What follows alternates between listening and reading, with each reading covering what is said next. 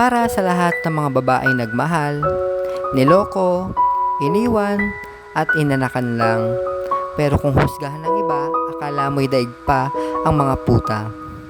Ito lang ang masasabi ko. Porke ba marami ng anak, makati na? Porke ba nakadalawang kinasama, malandi na? Porke ba magkakaiba ang tatay ng mga anak niya, kaaladkari na?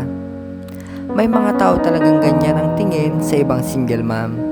Pero hindi naman nila alam kung ano yung tunay nilang kwento. Kung ano yung dahilan kung bakit dumami yung anak niya.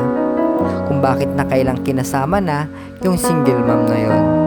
Hindi sila interesadong malaman yung totoo, pero interesado silang husgahan yung pagkatao ng isang babaeng iniwan at inanakan lang.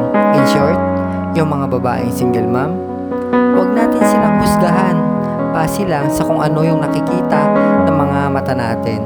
At oo, may ilan sa kanila na hindi matino, kaya madalas iwanan talaga. Pero tandaan nyo, babae din sila na dapat igalang. Kaya para sa lahat ng mga single mom, dapat mas lalo pa kayong maging matatag sa buhay. Lalong-lalo na para sa inyong mga anak.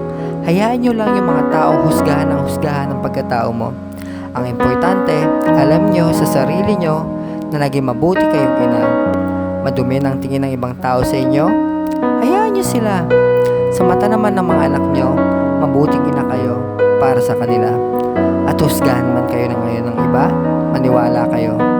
Balang araw, ipagmamalaki naman kayo ng mga anak nyo.